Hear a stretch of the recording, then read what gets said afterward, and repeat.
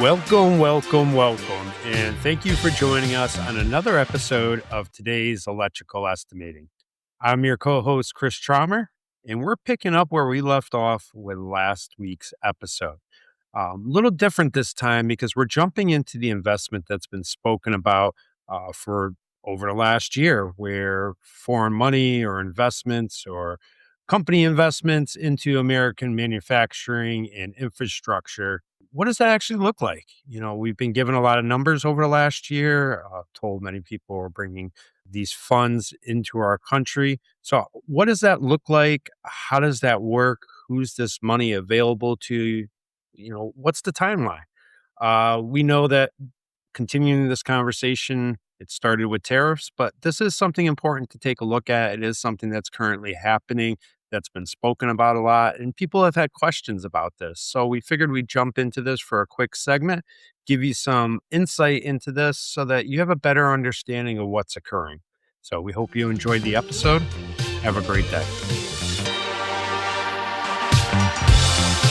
One thing I get confused about as well is that over the past year, we keep hearing about these trillions of dollars in international investment that's coming to the United States.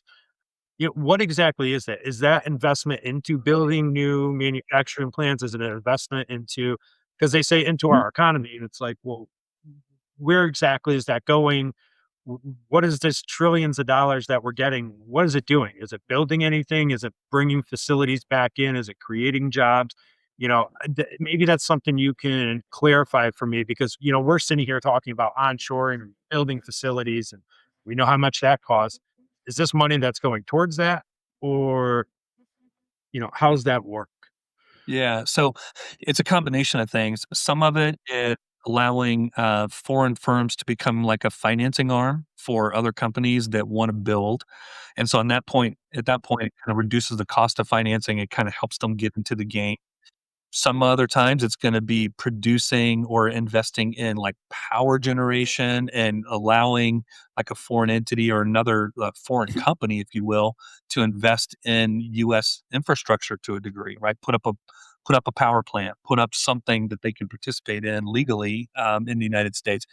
A lot of it will be manufacturing. I have a facility today in India, but I'm going to put a sister facility in the United States, and we'll open up a plant there and hire local folks. So it's a little bit of everything.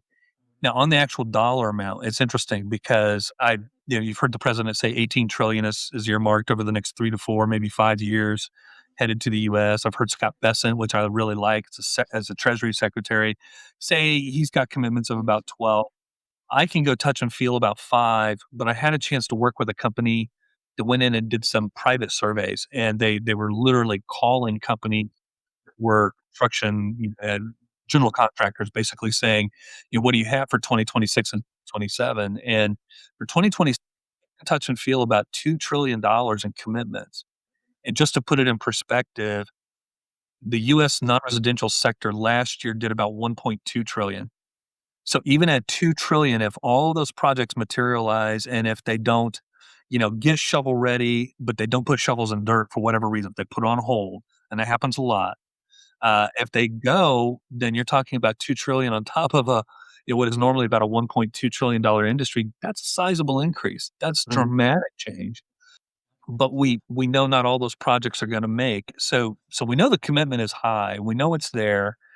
We hear the promises. It's just waiting on things like treasury yield rates to go down enough, a little bit of certainty around tariffs, you can get the conflict out of the way, a few things like that to go ahead and make sure the door's open and they start those projects. So they could say, hey, we're going to invest $500 billion, but we don't have a clear timeline really when that investment's coming through.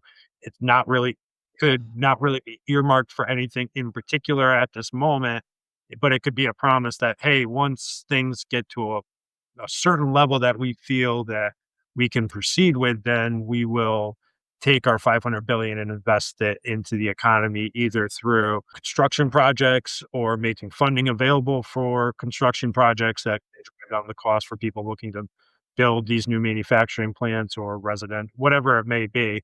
Or they could be investing in infrastructure in companies that we already have ongoing in the United States to help bolster them and grow their footprint as well. So is that sort of what it is that we have they're there, we know the promises are there, but we just don't know exactly when it's gonna be the trigger's gonna be pulled. It's sort of waiting at this point. Yeah, absolutely. And some of the projects and some of that earmarked money is waiting on regulatory approval or waiting on the right timing. Like some countries, I should say, that want to invest a lot of money in the US want to be involved in like small modular reactors. So they want to be in the middle of that brand new technology that we know is burgeoning or it's evolving and it's going to be hitting the marketplace. But we also know that timeline from regulatory approvals and the whole process of making sure that they're stable and testing and everything else is probably a 2029, 2030, 2031 timeframe. They wanna be in the middle of it, okay? They wanna be investing in it, they wanna be in it right up front because they want to understand the technology to be able to take it back to their country, right? So they're investing here and getting involved here, putting in private money or even, foreign money to help with the development process here, but they want that intelligence to be able to take back and do it there. And so you see some things like that that I think are getting held up.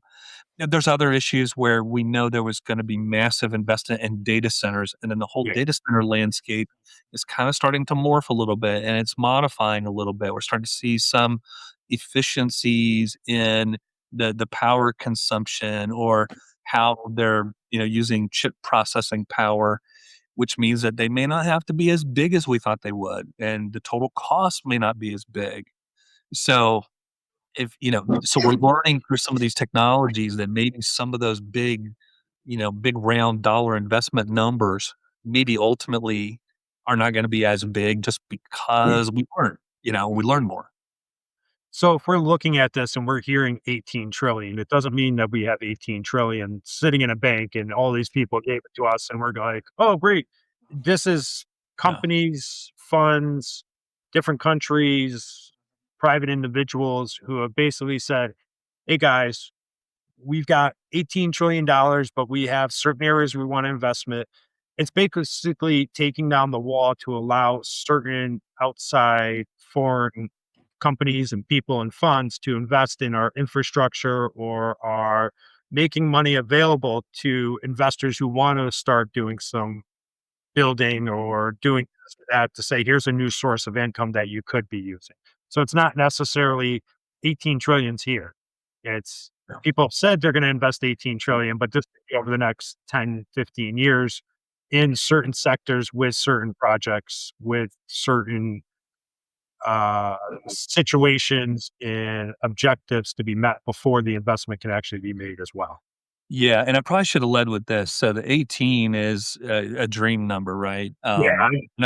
And I'm just saying, I mean, the president's gotta be excited about it. He's gotten those promises, but some of those people are just gonna wait him out until he's out of office, and then, that investment will never come. I'm in sales. I sorry to cut you off, but I've had people a lot of times you talk to and they're like, "Yeah, I'm on board."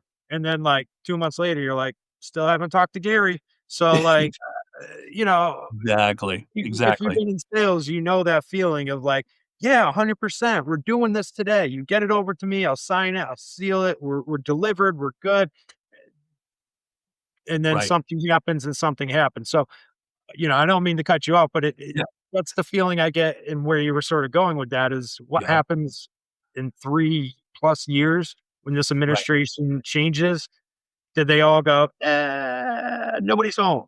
right, Like, right. you know So what I like to look at is to go to the opposite end of the spectrum. So I like the 5 trillion number that we can come up with because those are CEOs with publicly traded companies making commitments to Wall Street and to their shareholders to Okay. say, here's the investments we're going to go put in the country. They don't give a timeline for it. And so that 5 trillion could be spread out over 2 or 3 years, but it's got to be near term enough that it's in Wall Street terms, right? So, it's probably going to be in the next, 2 to 3 years. But then the other number I really like is the 2 trillion that a company called IIR came up with and dialing for dollars and calling companies and saying, "Hey, we know that you're on the radar to this project, what's your timeline?" If they can go touch and feel 2 trillion in the next, 12 to 16 months, to me that's pretty real and it's actually pretty exciting. I like numbers like, normal years 1.2 trillion. We're seeing maybe upwards of 1.6, 1.8. That's like incredibly exciting to me. Mhm. That's probably breaks most of us, right? The electrical contractor world is so tight anyway right now. Yeah. They're thinking about those numbers and like, they translate that into, okay, my pipeline's now full through 2028, right? So that's how they think about it. And that's what I like, because that feels real to me. I think I can feel that and touch that, and I think that's real.